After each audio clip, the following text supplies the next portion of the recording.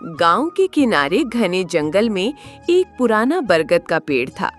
गांव वाले कहते थे कि वो पेड़ साधारण नहीं बल्कि जादुई है। रात को वहां अजीब सी रोशनी और फुसफुसाहट सुनाई देती थी।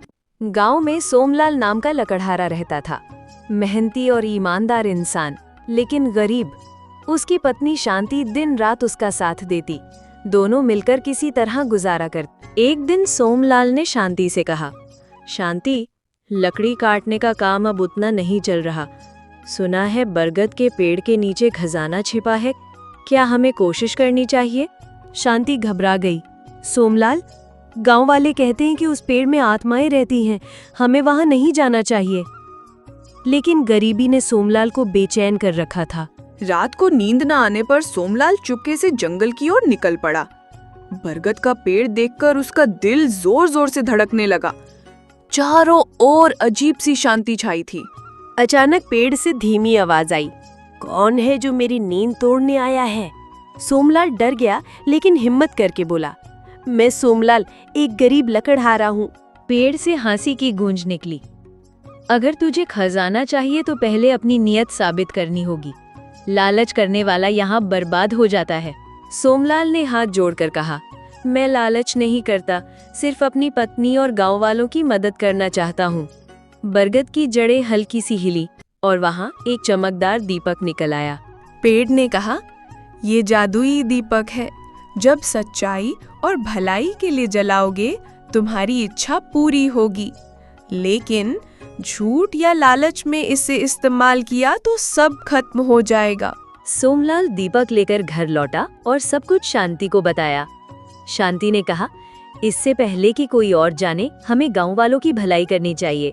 अगली सुबह सोमलाल ने दीपक जलाकर मन में प्रार्थना की, हे भगवान, गांव में कभी भूख न रहे। और देखते ही देखते गांव के खेतों में अनाज की फसल लहलहा उठी। गांव वाले हैरान रह गए। उन्होंने सोमलाल से पूछा, लेकिन सोमलाल ने सच छिपा लिया।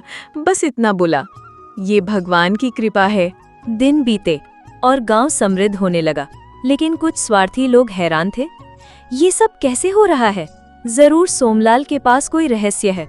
गांव का लोभी व्यापारी धर्मदास ने सोमलाल का पीछा किया। एक रात उसने देखा कि सोमलाल दीपक जला रहा है और प्रार्थना कर रहा है। धर्मदास ने तुरंत दीपक चुराने की योजना बनाई। अगले दिन उसने चुपके से दीपक घर से गायब कर दिया। धर्मदास ने लालच में दीपक जलाकर कहा, मुझे सोने चांदी के ढेर चाहिए। पहले तो खजाना प्रकट हुआ, लेकिन अचानक सब राख में बदल गया और घर में आग लग गई। धर्मदास चीखता चिल्लाता रहा, लेकिन बरगद की आवाज गूंजी, लालच का परिणाम यही होता है। गांव वाले दौड़े आए और उसकी जान बचाई। सोमलाल को दीपक वापस मिला। उसने शांति से कहा, अब हमें इसे हमेशा भलाई के लिए ही इस्तेमाल करना होगा। ये हमारी परीक्षा थी। उस दिन से सोमलाल और शांति दीपक का उपयोग सिर्फ गांव वालों की भलाई में करने लगे। किसी के घर में अनाज चाहिए, किसी की बीमारी दूर करनी हो या बच्चों की पढ़ाई में मदद करनी हो। बरगद का पेड़ अब भी गांव की चौकी पर खड़ा है। गांव वाले मानते हैं कि सोमलाल और शांति की ईमानदारी ने पूरे गांव को बचाया। और जब भी कोई लालच करता है, बरगद की फुसफुसाहट उसे चेतावनी देती है। सच्चाई ही सबसे बड़ा खजाना है।